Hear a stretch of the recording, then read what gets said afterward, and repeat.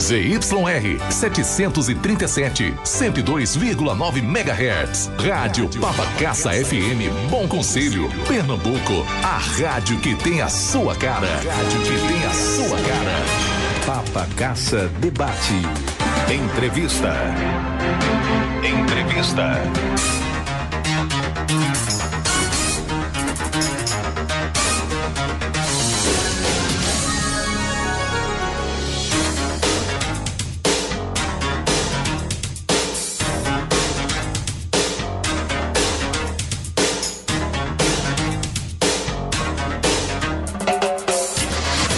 Patrick Oliveira. Ok, 11h06, 11h06. Vamos começar aqui o nosso debate, a nossa entrevista.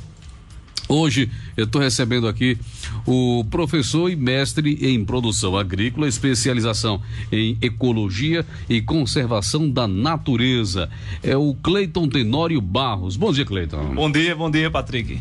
Prazer estar aqui com você, né? Falar de um assunto que, como se diz, é a minha praia. Eu estudei sempre nessa área, então é muito gostoso poder falar de meio ambiente e chegando próximo da Semana do Meio Ambiente, né? Então é um prazer estar aqui com vocês e falar para toda a população do nosso município sobre esse papel tão importante, fundamental do meio ambiente para nossa sobrevivência. O que, na verdade, é o meio ambiente? Aliás, né, emendando essa pergunta, por que você resolveu enveredar por esse tema? Quer dizer, resolveu caminhar por aí pelo meio ambiente? Qual a razão? No início, quando eu escolhi a biologia, não era nem pensando nessa área. Então foi no decorrer do curso que eu fui conhecendo professores que eram da área e fui me apaixonando pela área. Então no início, quando eu entrei, eu tinha na cabeça que eu iria trabalhar com educação. Eu iria fazer algum meu projeto de dissertação, de defesa de curso na área de educação. Então conheci um professor que recém-chegado na Universidade Estadual de Alagoas, que ele trabalhava com polinização e com interação planta e animais. Então foi aí onde eu comecei. Então na graduação eu comecei a mexer com polinização da pinha, que Alagoas é muito forte ainda essa cultura da pinha. Então eu comecei a estudar interações entre as plantas e os animais e foi daí que eu fui tomando gosto pela área do meio ambiente e estou até hoje nela. Muito bem. O que é o meio ambiente? Meio ambiente, ele vai ser tudo que está inserido. É como nós falássemos de ecologia. Então elas serão todas as coisas vivas, seres vivos, e as coisas não vivas que fazem parte dela. Então, em um meio ambiente, tudo que está composto dentro dele faz parte do meio ambiente. Aqui no nosso estúdio, esse aqui é o meio ambiente em que você trabalha. Então, o microfone, a mesa, as telas, todo o aparato aqui de áudio, ele faz parte do seu meio ambiente. E na natureza é dessa forma. Então, tudo que está dentro de uma floresta, desde as maiores árvores, as menores, micro-organismos, aos maiores organismos, fazem parte do meio ambiente. Deixa eu perguntar o seguinte, com a evolução do tempo, a tecnologia, tudo avançando, aí está tudo avançado, isso prejudicou ou está prejudicando o meio ambiente? Porque todo mundo fala, não, vamos salvar a mata, vamos salvar isso, aquilo, outro, mas o pessoal não deixa de procurar petróleo, o pessoal não deixa de construir casa, o pessoal, até carro agora estão modificando tudo aí, quer dizer, o pessoal não deixa de avançar, mas vamos salvar, e agora? Eu acho interessante esse ponto, né? Tecnologia e meio ambiente, eu acho que eles estão correlatos, porque a tecnologia avançando, ela contribui muito para a preservação do ambiente. Contudo, a gente vê que sempre tem a natureza humana, a ganância, a ambição que destrói. Então, eu estava até pensando ali, agora há pouco, na quantidade de áreas que nós temos hoje que é utilizado para a agricultura. Então, estima-se que exista no mundo em torno de 180 milhões de hectares que já foi ou está sendo produzido. Só que desses 180 milhões, 90 ele hoje é considerado infértil. Então, as pessoas não utilizam mais essas terras. Estão utilizando só 90 milhões. Então, por que com a tecnologia que nós temos, nós não tentamos tornarmos essas terras férteis para ser produzida? E preferimos desmatar ou derrubar alguma mata ou floresta e procurarmos uma terra virgem. Então eu vejo que a ganância do homem é quem sempre está à frente. Então, no lugar de eu gastar um pouco mais e investir naquela terra que eu já tenho, que já está descampada, e eu torná-la fértil, eu prefiro pegar uma que não está e destruir Então, a ganância do homem, ela faz com que nós tenhamos um déficit, ou vamos diminuindo esse meio ambiente que nós temos de equilíbrio, ainda que contém um equilíbrio. Então, a ganância, ela faz com que o homem se afaste do viável e ele vá procurar aquilo que é mais inviável, mas aos olhos dele seria viável. Então, a tecnologia, ela está aí. A gente poderia utilizar ela em favor da recuperação, mas pesa no bolso. Então, eu vou para onde? Vou para o lugar mais fácil, onde vai onerar menos. Mesmo com o avanço da tecnologia, a ciência, aquela coisa toda, quando chove tem tempestade, temporal, aí alaga tudo, destrói tudo, derruba prédio, a gota serena. Aí o pessoal, tá porque tá chovendo demais. Mas a natureza quer passar lá, quer dizer, a chuva quer o local que sempre foi dela. Aí, mas a ciência não conseguiu ainda descobrir um meio para ajudar a chuva a molhar só no mar ou não? Como é que é esse negócio? Isso foi boa essa pergunta, eu estava dando aula justamente sobre isso ontem, no 5º ano. Então, a terra, quando nós temos uma terra que ela está revestida de plantas, ela tem uma maior captação de água. Então, se eu tenho plantas, eu tenho uma maior infiltração. No momento que eu desmato ou descampo uma região, aquela região vai tornar o solo dela compactado. Aos poucos, aquele solo vai ficando compactado, não tem mais raízes vivas para sair abrindo novas galerias no solo, dificulta a infiltração. Numa cidade, o que nós temos a troca de toda a vegetação por asfalto.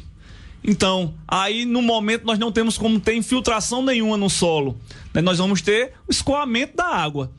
Então, por isso que nós não temos ainda estrutura suficiente. Eu gosto muito de falar isso, que o governo, geralmente, ele não gosta de investir em área de saneamento, porque é a coisa que fica debaixo da terra. Ninguém vê. Então, eles investem no que é visível. Não promove nada. Não promove nada. Então, eu vou fazer galerias subterrâneas para passar água, não vai dar audiência.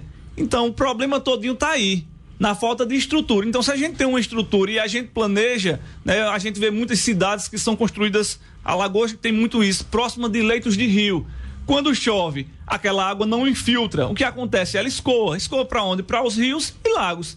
Só vai dar aumento da água e inundação, não tem para onde correr. Então, se a gente aumenta essa quantidade de árvores, nós vamos ter uma maior infiltração do solo. Então, se o solo tem capacidade de filtrar a água, ele vai fazer isso. Agora, se ele não tem árvore, ele vai escorrer por cima, nós vamos ter erosões, nós vamos ter enchente e os problemas vão ser inúmeros.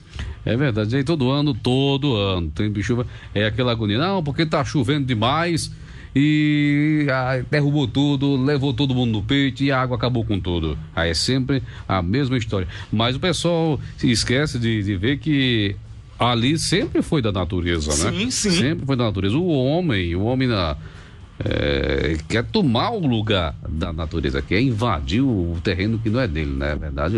É dessa forma. É como aquilo que eu estava falando anteriormente. Ele sempre necessita demais, só que eles não pensam no longo prazo. Geralmente se pensam num curto prazo. Então eu quero ter um investimento a curto prazo, eu tenho que ter uma maior área de produção. Então, hoje nós temos um sistema conhecido como agrossilvio-pastoril, que é um sistema onde se conjuga a natureza, a árvores, floresta, e no meio dessa estrutura a gente planta, né? Existe hoje em dia até plantis de cafés que são feitos dessa forma, né? Chamados plantis de café sombreado, onde eles aproveitam, porque o terreno de uma floresta, de uma mata, a gente sabe que é um terreno mais fértil, um terreno mais rico. Então isso é uma estrutura que os índios nos trouxeram, eles trabalham dessa forma. Então, de trabalhar dessa forma, teriam uma menor produção, contudo, nós não teríamos um desmanche tão grande da natureza e conseguiríamos conciliar. Mas o homem, ele não quer produzir pouco, ele quer produzir muito. Então, se eu produzo muito, eu ganho muito. E com isso, ele vai acabando com o solo, acabando com o ciclo da água daquela região. Então, nós temos um ciclo aí da água que ele é fechado. A quantidade de água que nós tínhamos na fundação do mundo é a mesma quantidade de água que nós temos hoje. Se fala muito em água finita, água infinita, mas a água ela é infinita. O que acaba é essa água potável que nós temos. Uhum. Então, tudo isso é fruto do desmatamento. Então, desmata em próximos de rios, de leitos de rios, de nascente de rios, e isso vai secando, vai fazendo com que a água vá sumindo. Aí nós temos esse problema climático. aumento de temperatura, diminuição das chuvas, e tudo isso a gente volta lá sempre. O homem é que é o ator principal desse filme. Mas quando você fala aí, é o sujeito que quer sempre ganhar mais, mas você não defende a lei de Karl Marx, não, né? Não, corro dela. Tá. Porque o camarada mas quer que a coisa produza, agora com responsabilidade, né? Com certeza. A gente poderia produzir, é porque a humanidade, nós sabemos que nós temos muitas bocas e elas necessitam ser alimentadas. E só vai ser alimentado se nós tivermos produção em grande escala. E nós temos hoje tecnologia, nós temos hoje a engenharia genética. Antigamente você via uma espiga de milho, ela dava 1, 2 milho. Hoje nós conseguimos ver pés de milho dando 5 espigas. Então, em toda a área tem como evoluir cientificamente, tecnologicamente. Por que nós não vamos estudar e buscar esse tipo de produto que vai nos fornecer mais, que vai produzir mais? Mas aí, abrindo um parênteses, não é um problema também, até mesmo porque o pessoal que planta essa coisa toda, tem sempre o remédio ou alguma coisa que eles colocam para a fruta crescer além do esperado. E aquilo ali não vai prejudicar a saúde humana? Na questão, se nós tivermos um solo de qualidade, nós não necessitaríamos estar usando tamanha quantidade de agroquímicos e agrotóxicos. Se nós tivéssemos um solo de qualidade e nós tivéssemos também a natureza próxima. Porque a natureza nós sabemos que tem uma cadeia alimentar. Então ali, se tem um predador, se tem um consumidor, nós vamos ter um predador para ele. Então existe hoje meios biologicamente de colocarmos a joaninha. A joaninha, o pessoal não sabe, mas ela é um dos maiores defensores da agricultura porque ela come a maioria dos pulgões. Então, a joaninha, ela faz esse papel. Mas a gente a importância, joaninha, né? A gente não observa. Então, no lugar de eu favorecer que a joaninha prolifere e aumente na minha região, eu vou colocar veneno e vou matar a praga e quem era o benfeitor da área. Então, tudo isso está atrelado. Quando você fala também em utilização de agrotóxicos, nós já temos 2 problemas novos. Nós vamos ter a contaminação do solo e nós também vamos ter a contaminação dos lençóis freáticos. Porque a chuva vai filtrar, vai desencarrear e nós vamos ter esse problema nos nossos lençóis freáticos. E a gente sabe que a quantidade de água do planeta, que é apropriada para o consumo, ela é mínima. 97% de toda a água que nós temos no nosso planeta, conhecido, que dava para ser chamado de planeta água, é de água salgada. E desse pouquinho, próximo dos 3% que nós temos, 70% é de geleiras. Então sobra muito pouco de água, que já é muita água. Boa parte está no subsolo e nós temos aí os nossos poços artesianos que nós fazemos, nossas cacimbas, né, e nossos poços. Então, nós acabamos contaminando a água que nós vamos consumir. E geralmente quem tem uma cacimba tem próximo de casa. A cultura geralmente também é próximo de casa. Você contamina o lençol que vai para sua cacimba. Você mesmo está fazendo mal a si próprio e à sua família. Eu não lembro qual é a região, é a região ali do Oriente Médio, o pessoal investindo em equipamento para tirar o sal da água, porque lá não tem salinização, exatamente, porque lá não tem, assim, dificilmente encontra água própria para o consumo humano, como a gente encontra aqui. Quer dizer, isso, nesse caso a ciência foi boa, né? Não é, Cleide? Sim.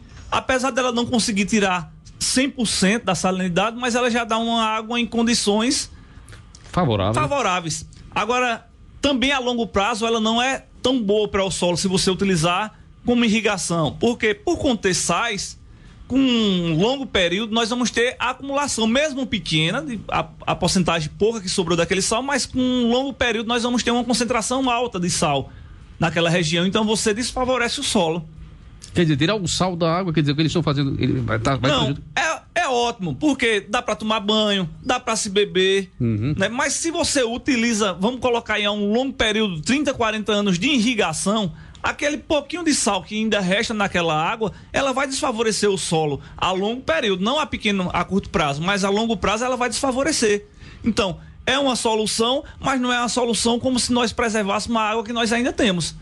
Então, ela já é pequena, a quantidade, e nós ainda poluímos, jogamos esgotos, agroquímicos no solo que desce para nossa água. Então, cada dia mais a nossa água ela está se tornando finita. Não a água, mas a quantidade de água potável que nós temos disponível. Que a água ela nunca vai se acabar, vai continuar o seu ciclo lá, só que o ciclo ele não vai continuar na sua ciclagem normal. Ele vai estar contaminado. Por isso nós temos aí uma defasagem de chuvas. as chuvas são diferentes do que acontecia antigamente. Então, tudo fruto do homem. A árvore é importante no ciclo da água, a água faz a transpiração da água, a água é importante na oxigenação do nosso ar. Então, você vê que uma coisa, ela puxa a outra. Então, se eu mexo no meio ambiente, por pequeno que seja essa modificação, eu vou trazer consequências. Então, o que nós vemos não são pequenas modificações, são gigantescas modificações que vão trazer prejuízos muito grandes para as futuras gerações. Você é um sujeito defensor do meio ambiente, mas ainda se tratando do meio ambiente, e é um assunto polêmico, e várias empresas estão já verificando isso com muita calma e com muita atenção, que é testar sabonete, shampoo, produto, sabão, água sanitária. O pessoal testa tudo no coitado do animal. O animal, muita gente não sabe, você que está nos escutando agora, talvez você não saiba, mas o que você utiliza de produto de higiene e limpeza, higiene pessoal, tal, antes de colocar a base para ficar própria para o consumo, para o uso do ser humano, o animal foi quem pagou o pato. Qual a sua leitura com relação a isso? Eu acredito que hoje nós temos as condições para abandonar essa prática. E em algum tempo isso foi necessário, porque deveria ser testado em alguém ou em alguma coisa. Mas hoje nós já temos uma base científica suficiente para produzir sem utilizarmos mais esse método. Então tem laboratórios que vão usar coelho, tem laboratórios que vão usar ratos, cachorro. Por que não faz aí, abre uma inscrição e bota aí quem quiser se inscrever aqui pra gente testar determinado produto? Eu sei que vai aparecer um bocado de louco pra testar. Que aparece pra tudo, né? Então, mas a sociedade ela não quer, ela quer continuar investindo naquela mesma prática mais fácil, arcaica, né? Mais fácil. Eu posso produzir um rato laboratório, botar ali ligeirinho, eu tenho 1000 ratos e posso fazer teste, não deu certo, boto outro, não deu certo, boto outro. Então, a gente poderia começar a mudar isso, tá na hora de começar a rever os conceitos, pensar na natureza de forma geral, né, e mudarmos isso. Eu sempre digo uma coisa, que todo ser vivo na natureza tem um propósito. Nós não sabemos qual é o propósito de todos, mas todos têm. Não é por acaso que existe um mangangá, que ninguém gosta, mas ele tem o seu propósito na natureza. Então, nós devemos... Você defende nesse caso, clonaram a ovelha Dolly. Dolly. Olha... Dolly. 97. Eu não sou, assim, favorável. Ah, não? Não, eu acho que o clone é uma tentativa do homem de se assemelhar-se a Deus. O homem sempre teve essa ganância de tentar ser igual a Deus. Não é de hoje, a gente vai ver lá atrás, quando tentaram construir a Torre de Babel. Então ele sempre teve essa ganância de tentar ser igual a Deus. Para que produzir o que já tem perfeito? Não vejo sentido. Eu acho que seria o fim do mundo se tudo isso desse certo. Eu acho que até o próprio Deus não iria permitir o homem chegar a essa sabedoria de sair duplicando tudo. A gente vê que depois de lá para cá a gente não viu falar mais nada sobre isso, né? Então eu acredito que é uma tentativa, deu certo nesse caso, né? Ela viveu pouco tempo, mas entre aspas deu certo, né? Ela conseguiu, mas viveu pouco tempo. Eles não chegaram à perfeição. Não chegaram a Deus. Não chegaram, nem vão chegar. Eu acredito que a tecnologia não vai chegar a esse ponto, não, que Deus não vai permitir. Então, pode mandar. Isso me faz pensar o seguinte, e eu queria a sua leitura. Você é um sujeito da natureza, coloca todos os animais dentro de um pacote só, mas você defende matar o animal para comer? Por exemplo, boi, porco, porque isso tudo faz parte da natureza. Porco, sim. Né? Galinha, essa coisa toda, como é que você vê? Sim. Isso foi instituído pelo próprio Deus. Lá no início, ele mandou que sacrificasse os bois. Mas aí entra naquela questão que o animal tem o seu propósito? Sim, né? sim. Então vamos lá. O boi, ele tem o seu propósito. Qual é o propósito do boi? Procriar e alimentar. Não existe uma cadeia alimentar? Uhum. Qual é o propósito da cadeia alimentar? Se o milho não nascesse para que a praga comesse e outro viesse se alimentar dele. Eu digo aos meninos, a gente estudando cadeia alimentar, eu digo, vocês já imaginaram, se não existisse o sapo, o que iria acontecer? Nós teríamos um aumento de insetos que o sapo não queria comer. E, em contrapartida, iriam sumir as cobras que se alimentam dos sapos. Então, existe uma cadeia. Sempre vai ter um consumidor e um produtor. Então, isso é natural do ciclo da natureza. Só falando em clonagem, que os cientistas defendem a clonagem para fins terapêuticos. especialmente para o tratamento de doenças crônicas ou incuráveis, como diabetes, leucemia, câncer e doenças degenerativas. Inclusive, já existem vários estudos e documentários a respeito disso. A Dolly, ela foi clonada como teste de laboratório naquela época, mas agora estão clonando para fazerem testes. Não é clonar, às vezes clona só alguma parte, não é para transformar, querer ser Deus, é clonar para testar. Não deixa de ser um ser vivo, mas ele está sendo com esse intuito. Mas aí tá se. Vou pegar o gancho do Cleiton, mas aí tá se colocando no lugar de Deus. Como você. Então, clonaram a ovelha. Quer dizer, eles estão querendo tomar realmente, olhando a grosso modo, o lugar de Deus, não?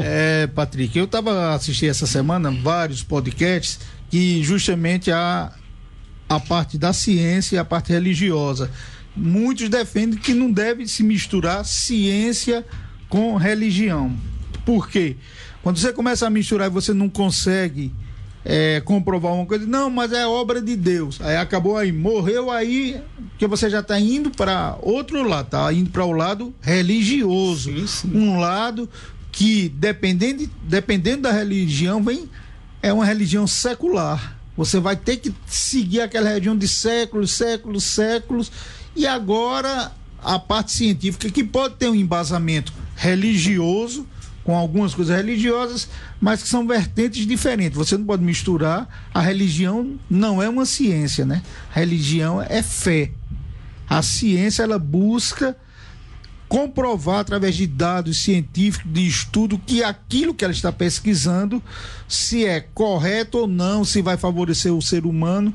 Às vezes eles têm um pensamento como a bomba atômica, que quando se fez, o pensamento não era fazer a bomba atômica, mas descobriu-se que também poderia ser utilizada como uma arma, e por aí vai, arma de destruição em massa.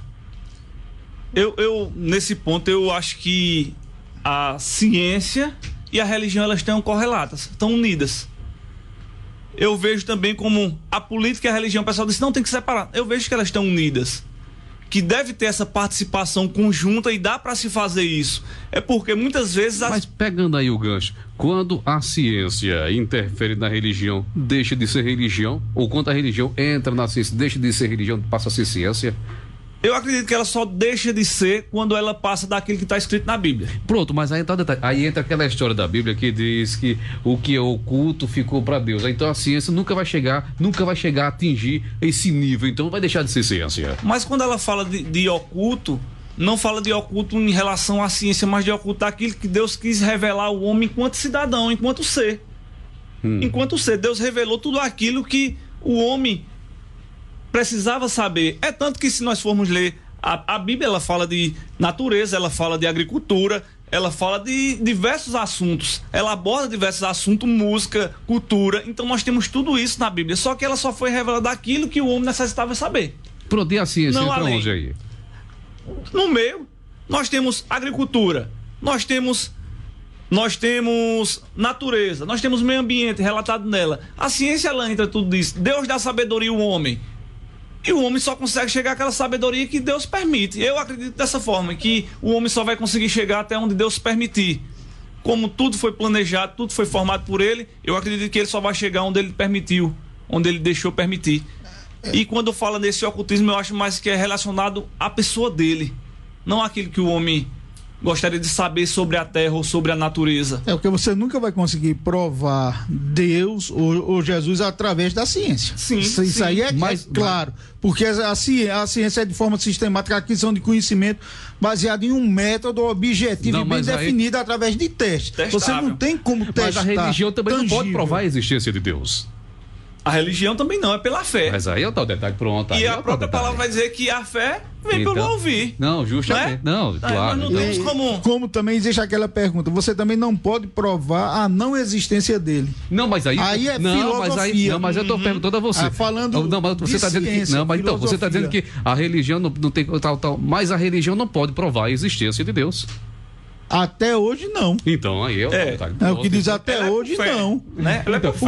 Porque como está dizendo, na minha opinião, são vertentes, pode algumas coisas convergindo, mas a essência é são vertentes diferentes. Sim, dessa porque você tem que ter um método científico. Se você vai dizer que antigamente o átomo não era dividido, mas provou-se que um átomo poderia ser dividido através de quê? De método, de trabalho científico. Agora há pouco foi que começaram a conseguir decifrar as fórmulas de Einstein, da relatividade e de tudo. Mas você, até bem pouco tempo ninguém sabia porque chovia. Porque era Deus. Aí agora descobriu que não é exatamente Deus que faz a chuva. Quer dizer, veja só como uma coisa é distinta, eu vejo, né? Assim, né? Religião, consciência. Pode colocar um pinga ali, outra lá, mas eu não consigo encontrar uma sintonia. Tem uma série, eu não sei se vocês já assistiram, que é O Jovem Sheldon, que é a história de um dos personagens daquela The Big Bang Theory, que ele vai dizer o seguinte, ele diz: qual a chance de nós estarmos no local ideal para o magnetismo da Terra ser o ideal, que se tivesse a força gravitacional fosse maior, não teria como existir vida, se fosse menor também não existiria vida, se tivéssemos 1 metro mais longe do Sol não teríamos vida, se tivéssemos 1 metro mais próximo não teria vida. Qual as chances disso acontecer ao acaso e só aqui? Por que não aconteceu nos outros? Então, aí já há outras teorias que dizem, né, que de outras maneiras existem em outros mundos. Né, vão abrir-se. Então, o homem sempre está a procurar, a pesquisar, e é como Leonel falou aqui, a ciência, para ser ciência, ela tem que ser provada. Se ela não tem um método que possa ser replicado, ela não é ciência, ela é pseudociência. Então, ou eu replico a ciência ou ela não é ciência. Para se ter uma ideia, isso é através de pesquisa científica e de estatística, que alguém gosta de estudar, não. Mas feito estatisticamente nas universidades, 30% dos cientistas são ateus, mas 70% não. Eles acreditam em algo superior, independente da religião. Sim. Que aí você pode ter islamismo, pode ter cristianismo, judaísmo, acredita em que existe uma força superior, existe um Deus superior. E 30%, para mim, é até mas 30% não acredita, ainda é um percentual, na minha opinião, pequeno. Mas quando ele se aprofunda ali... Eu sou feito Ariano Suassuna. Ele disse que existem 3 mentiras: a comum, a deslavada e a estatística.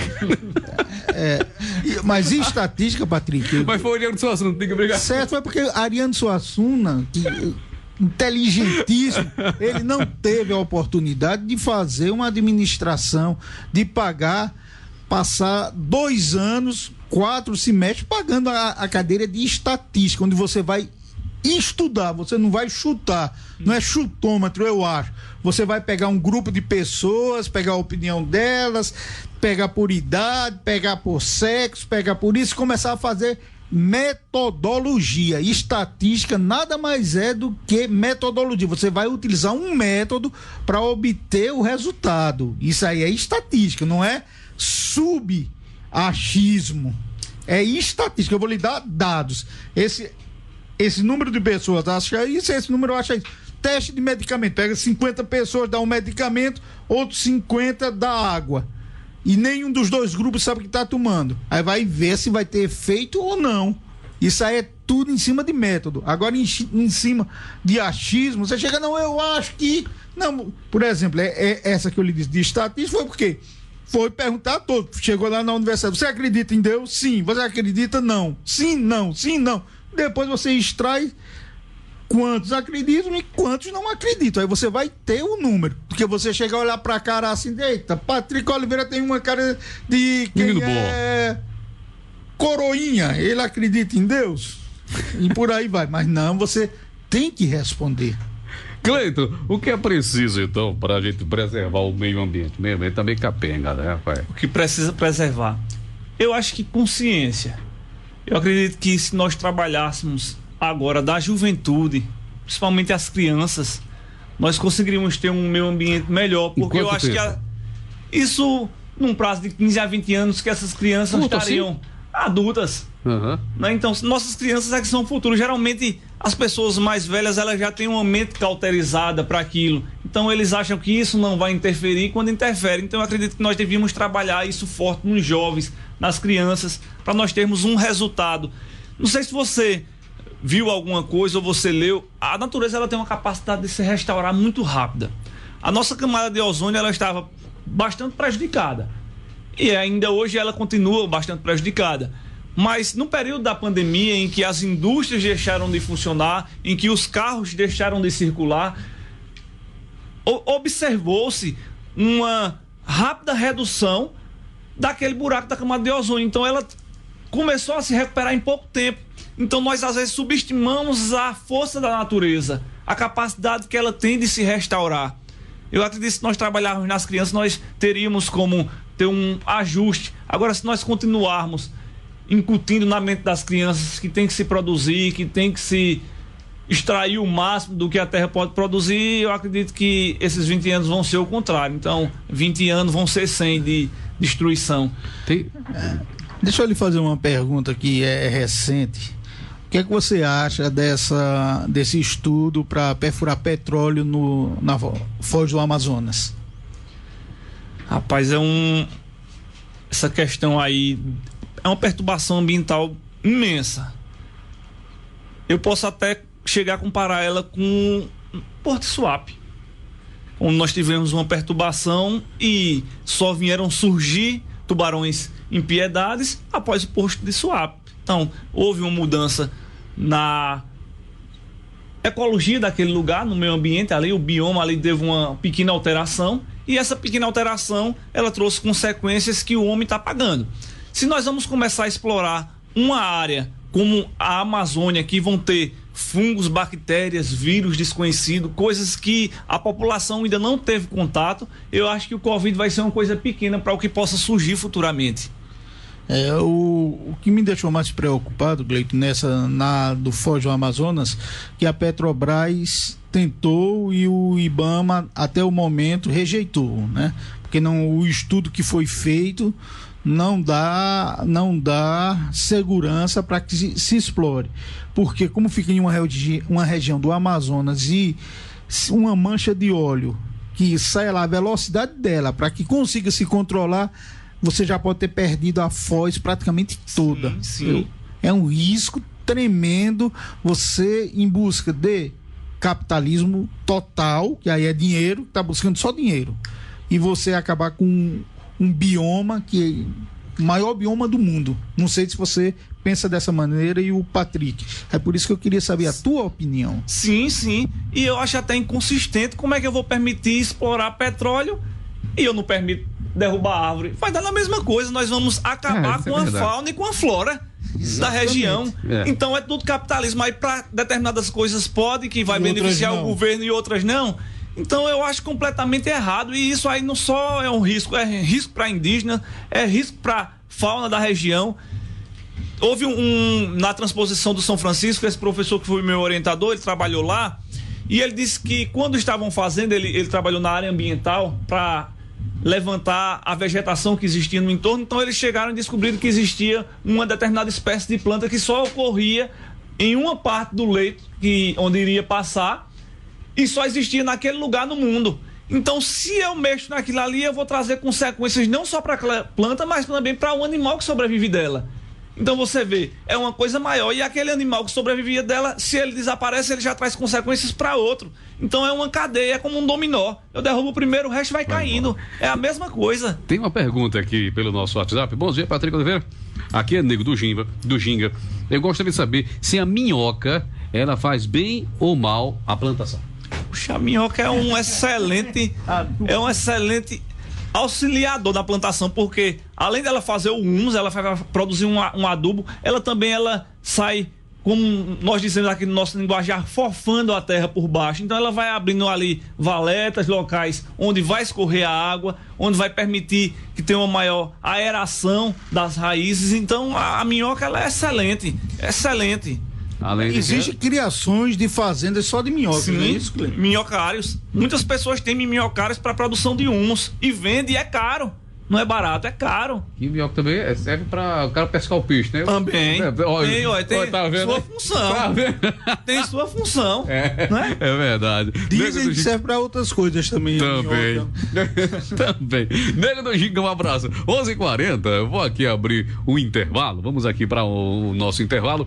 Retornaremos já já. Hoje estamos conversando. O homem é bom, o homem é espetacular. É o professor e mestre em produção agrícola, especialização em ecologia e conservação da natureza. É o glorioso Cleiton Tenório Barros. Continue aí, não sai daí, permaneça aí. Continue na sintonia. 102,9. Papacassa FM. De segunda a sexta, estou com vocês aqui na sua Papacaça, com os bastidores da capital do país, o comentário e a interpretação dos fatos do Brasil e do mundo. De Brasília, Alexandre Garcia. Comentários de Alexandre Garcia. Oferecimento App Bradesco. Organize sua vida financeira com um único botão. No ar. O Bolso agradece, o seu consultor diário de finanças pessoais.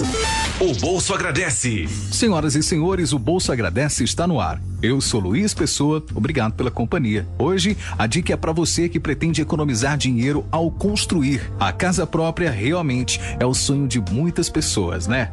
Mas para realizar esse sonho é importante que se tenha um bom planejamento financeiro, porque isso gera gastos que podem pesar muito no bolso. Alguns pontos principais desse planejamento são: primeiro, escolha bem o terreno. Se você ainda está pesquisando onde construir, a dica é para que você escolha um terreno mais plano possível. Essa opção poderá te ajudar a economizar na fundação, estruturas de concreto e nivelamento do espaço. Estes são alguns exemplos. A outra dica é para que você faça sempre vários orçamentos de mão de obra. Independentemente do tamanho da construção, faça mais de um orçamento. Dessa forma, você conseguirá escolher o mais adequado e o custo final poderá ser menor do que você tinha imaginado. Realize seu sonho, mas não esqueça do seu bolso. No final das contas, ele vai agradecer. Até a próxima. Você ouviu o Bolso Agradece, o seu consultor diário de finanças pessoais.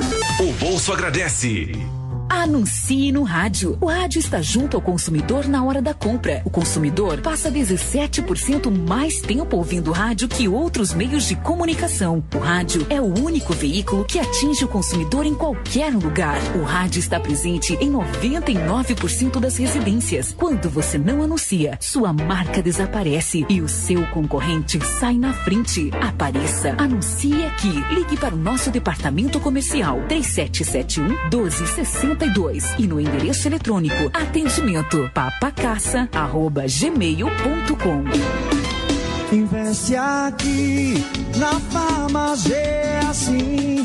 Medicamentos em geral é aqui. E perfumaria, venha conferir.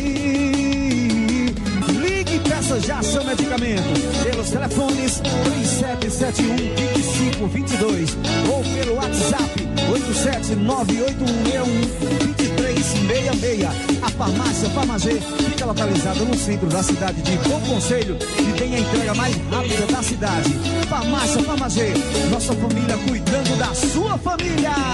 Todos os domingos às 4 da matina, aqui na sua rádio Papacaça, a música do passado, o cantor que deixou saudades e a notícia que lhe interessa. Domingo de recordações. Domingo de recordações às 4 da matina. Papacaça Debate. Entrevista.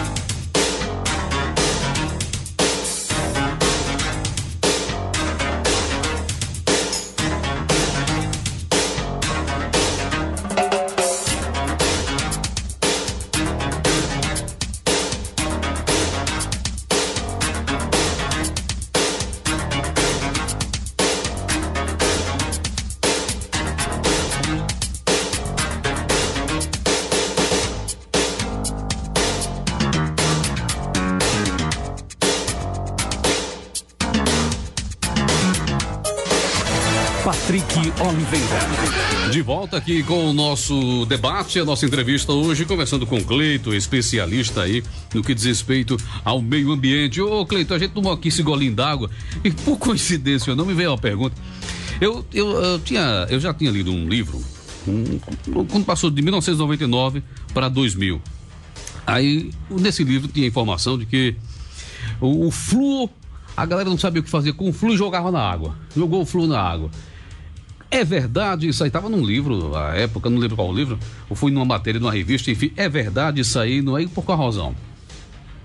Eu não sei te dizer assim ao certo, eu nunca li nada a respeito do flúor, mas eu acredito que ele não faz parte do meio ambiente, principalmente aquático.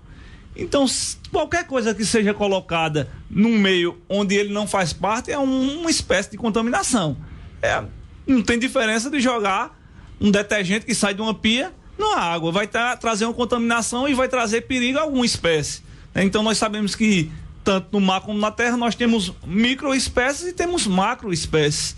Então, a produção de oxigênio. A produção de oxigênio ela é dada, a gente acha que ela é dada pelas plantas.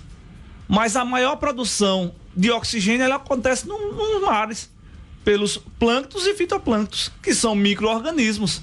Então, se chega um flúor desse, onde tem uma colônia de plânctons ou fitoplânctons, possivelmente eles vão sofrer algum prejuízo, né? Porque é uma coisa que não é do meio deles, é incomum a eles. Então eu acredito que vai trazer prejuízo jogar qualquer coisa que não faça não faça parte daquele ecossistema. E o cloro?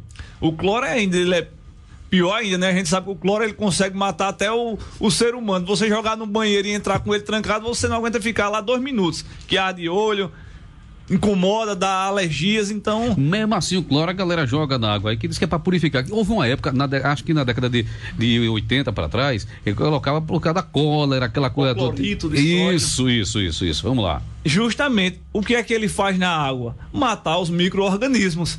Então a gente coloca uma quantidade que não vai afetar o homem, mas vai afetar os micro-organismos que existem naquela água. Até hoje se faz o uso do hipoclorito de sódio, né, distribuído pelo pessoal da antiga Sucam, hoje o Centro de Edemias. Então, a resposta ele próprio já diz que no meio natural ele seria bastante nocivo, porque ele iria realmente exterminar.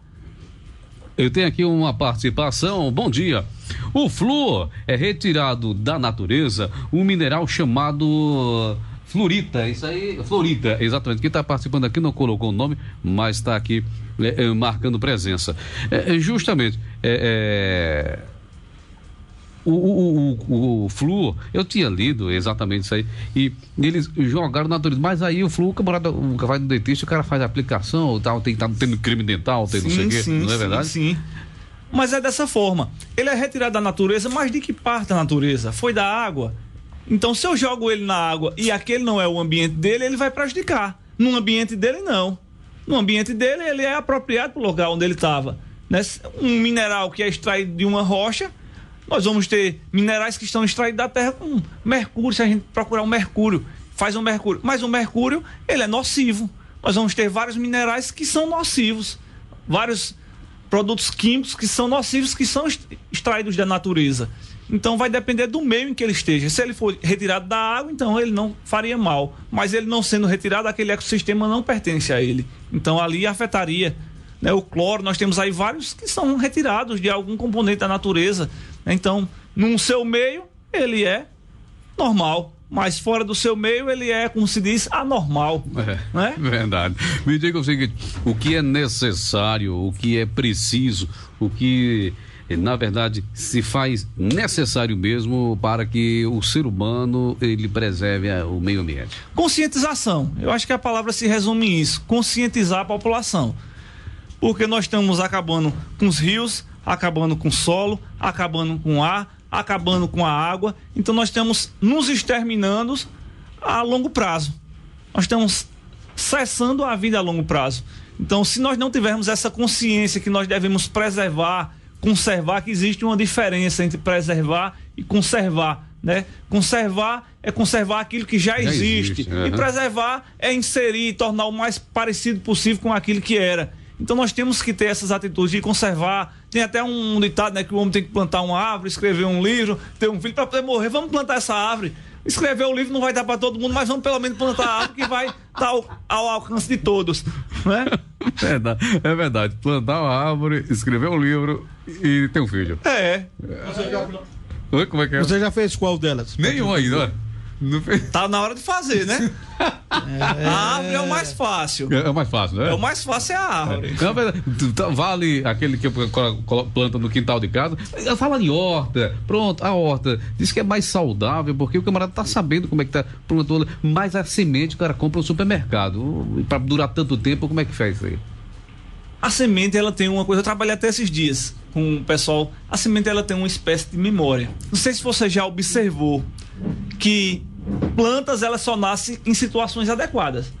Uma planta da caatinga, a semente cai lá. Então, se tiver uma estação de 10 anos de seca, aquela semente não nasce. Mas no momento em que a água pinga nela, ela entende que aquele é o momento dela brotar. Você já parou para pensar nisso, que existe alguma espécie de memória na semente que vai dizer o período dela brotar? Como é que ela sabe? Por que ela não brota na seca?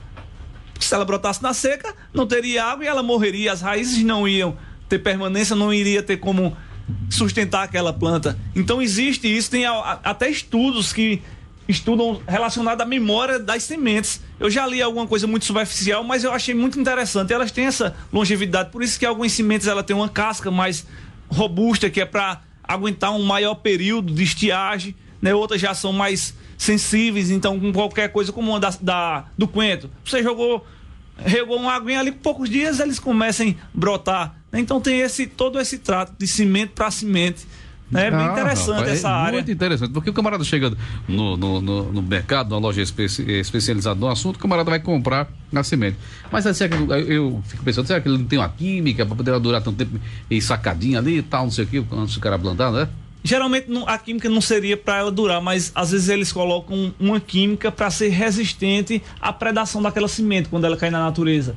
Porque vamos supor que você está num lugar onde tem um milho, ou até algumas espécies que vão atrás de comer aquele milho. Então eles colocam uma cobertura e geralmente vem um milhozinho meio roseado, né? Então, justamente para proteger que ele não seja predado antes de brotar. Então, para conservar aquilo ali, existe esse tipo de produto para conservar, tipo um pesticida, um larvicida, mas não em questão dela passar mais tempo. 11h52, 11h52. Tem aqui participação. É um áudio, não sei se é esse áudio aqui, então deixa eu colocar esse áudio aqui no ar para ver o que acontece. Vamos lá. Mestre Zé, quando você pegar o programa, dê uma... É para o Zé Alves, aqui é para os Alves, é para o nosso debate. Então, é esse outro aqui, deixa eu ver se isso aqui vai. Não foi. Esse... Patrícia Oliveira, eu estou gostando muito desse bate-papo de vocês. Eliseu Rodrigo, minador de Negrão. Apesar que eu sou um velho analfabeto, eu apenas sei assinar o nome, mas eu gosto muito dessa bate-papo dos estudiosos como vocês. Então, quando você vê, qualquer um do locutor que vê esse áudio, transmita para esses meninos o bate-papo, que eu quero saber o resultado.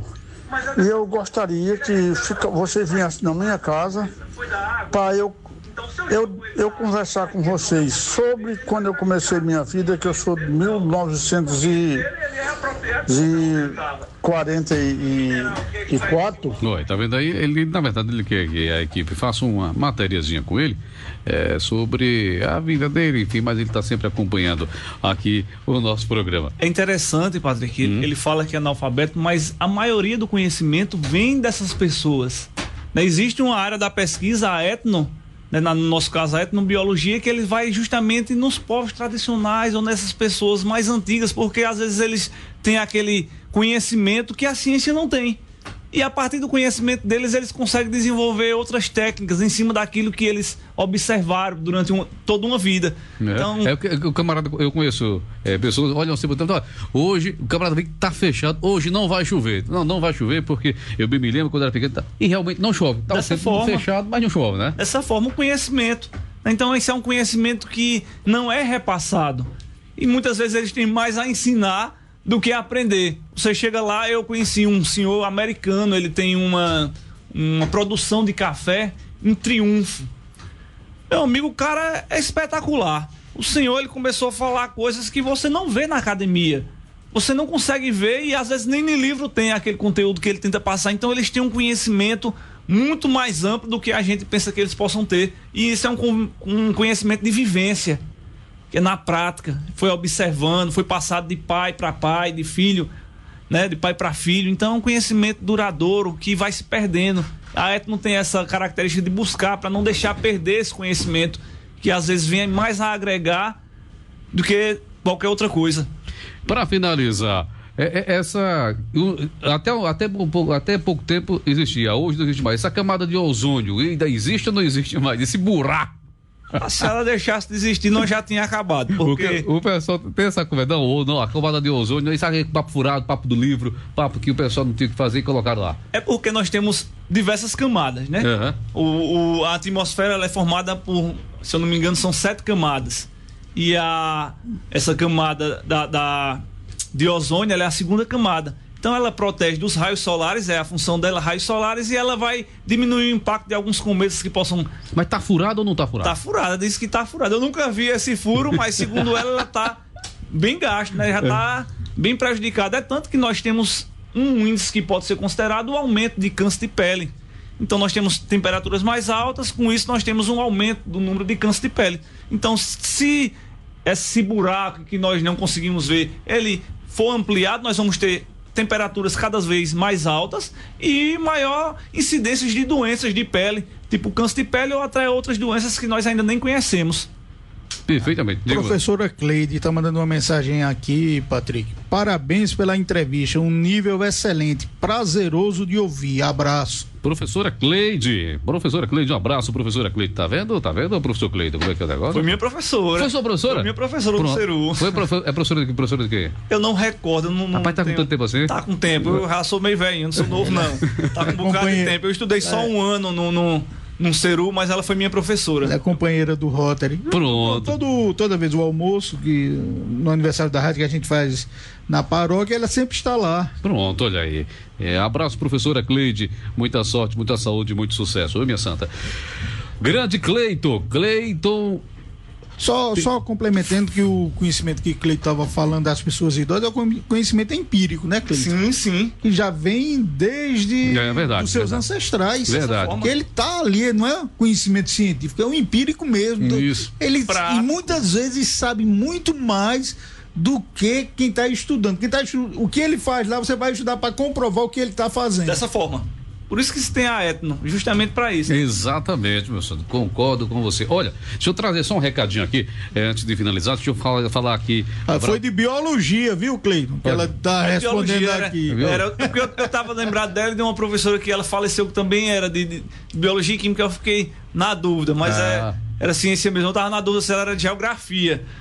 Pronto. Era da área da ciência, olha. Pronto, olha, má circulação, pés frios, inchaço, dor nas pernas, cãibras, rachaduras dos pés, sensação de formigamento nas mãos e nos pés, varizes, pele ressecada e excesso de peso, chegou a solução, Arrelic. Esse é o produto. O Arrelic, ele foi desenvolvido para limpar seu sangue do colesterol ruim, do ácido úrico, da gordura do fígado, da glicose alta e todas as impurezas do sangue que impedem uma boa circulação. Use 3 vezes ao dia e rapidamente você verá os benefícios. Meu amigo, minha amiga, se você está com esse problema, então vá até a farmácia e compre já o seu Arrelic. Vai mudar a sua vida. Eu disse Arrelic, é um Arrelic de verdade. Professor, mestre em produção agrícola, especialização em ecologia e conservação da natureza.